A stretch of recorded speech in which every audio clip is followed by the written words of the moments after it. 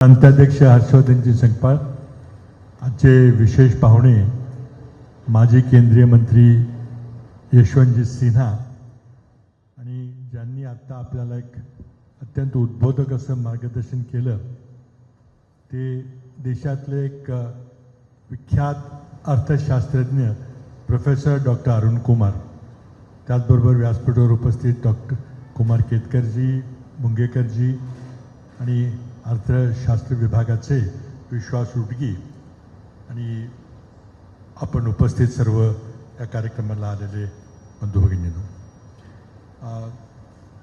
अरुण कुमार यांची ओळख करून द्यायची राहिली पण नंतर थोडंसं सांगेन.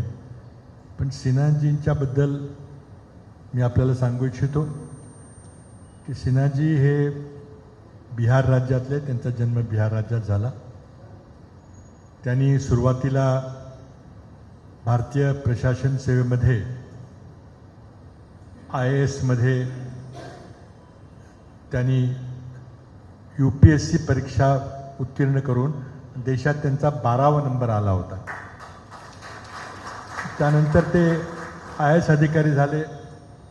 2-4 वर्ष बिहारमध्ये एका जिल्ह्यामध्ये कलेक्टर, डिस्ट्रिक्ट मॅजिस्ट्रेट म्हणून काम केलं. नंतर बिहार सरकारमध्ये त्यांनी काही वर्ष राज्य केलं. नंतर ते केंद्रात आले. केंद्रातल्या वाणिज्य मंत्रालयामध्ये त्यांनी काम केलं. पुन्हा बिहारमध्ये गेले. नंतर ते शेवटी सरफेस ट्रान्सपोर्ट मिनिस्ट्रीमध्ये सहसचिव म्हणून त्यांनी जॉईंट सेक्रेटरी म्हणून काम केलं. आणि त्यानंतर मग त्यांनी IASचा त्याग करून राजकारणात उतरले. आपल्याला माहिती आहे की ते पंतप्रधान चंद्रशेखर यांच्या मंत्रिमंडळामध्ये त्यांनी 90-91 सुमारास अर्थमंत्री म्हणून काम पाहिलं. नंतर पुन्हा 1998 ते 2002 पर्यंत ते अटल बिहारी वाजपेयी सरकारमध्ये पुन्हा अर्थमंत्री होते. त्यावेळेला आम्ही विरोधी विभागावर बसून त्यांना विरोध करत होतो आणि त्यांची बजेटची भाषणं आम्ही ऐकत असतो. कारण मी संसदेत होतो, मला वाटतं मुंगेकरजी होते का नाही मला आठवत नाही, पण कुमार केतकरजी पण बहुतेक विरोधी पक्षात संसदेमध्ये होते. आणि पुढं मग नंतर ते 2002 ते 2004 अटल बिहारी वाजपेयी सरकारमध्ये परराष्ट्रमंत्री झाले. तर प्रदीर्घ त्यांचा अनुभव आहे. आणि त्यांनी 2018 हे भारतीय जनता पक्षाचे मंत्री होते. 2018 त्यांनी भारतीय जनता पक्षाचा त्याग केला.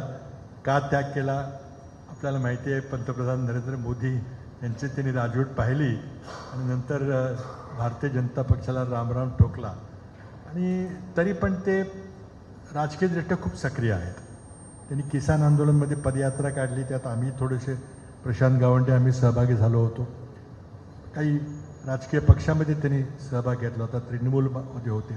स्वतःचा एक त्यांनी विचारमंच, अटल विचारमंच स्थापन केलेला आहे. आणि आता सध्या घडीला त्यांचं वय मला वाटतं जवळजवळ 88च्या जवळपास आहे. तरी ते सक्रियपणे राजकारणात भाग घेतात आणि सरकारच्या विरुद्ध खडे बोल सुनवतात. आपण यूट्यूबवर त्यांची बरीच भाषणं पाहिली असतील. पण त्यांनी खूप या वयामध्ये प्रवास करणं हे सोपं नसतं. मलाही आता त्रास व्हायला लागला. माझे आता वय झालेलं आहे आपल्याला दिसतंय. पण ते तरी या वयामध्ये माझ्यापेक्षा खूप सिनियर आहेत. ते आले आणि आज आपल्याला ते संबोधन करणार आहेत. आणि we thank you very much for having come here sir. त्याचबरोबर थोडंसं मी प्रोफेसर अरुण कुमारबद्दल सांगतो. ते एक प्रसिद्ध अर्थशास्त्रज्ञ आहेत. त्यांनी दिल्ली युनिव्हर्सिटीमध्ये आणि अमेरिकेतील प्रिन्स्टन युनिव्हर्सिटीमधून मास्टर्स डिग्री घेतली. पहिल्यांदा फिजिक्समध्ये, नंतर इकॉनॉमिक्समध्ये. आणि जवाहरलाल नेहरू युनिव्हर्सिटीमधून त्यांनी PhD घेतली. आणि जवळजवळ 30 वर्ष त्यांनी इकॉनॉमिक्स विषयाचे प्राध्यापक म्हणून त्यांनी काम केलं. तिथं खूप त्यांचं नाव प्रसिद्ध आहे. आणि नंतर ते रिटायर झाल्यानंतर ते देखील आता इन्स्टिट्यूट ऑफ सोशल सायन्समध्ये ते प्राध्यापक म्हणून, मानद प्राध्यापक म्हणून काम करत आहेत.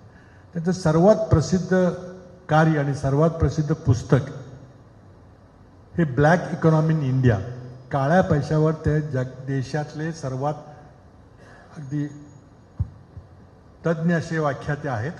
त्यांची पुस्तकं आहेत. त्यांची यूट्यूबवर अनेक व्हिडिओ आपण पाहतो. आणि त्यांची ओळख सुरुवातीला करून द्यायची होती, पण आता उशिरा का होईना आले.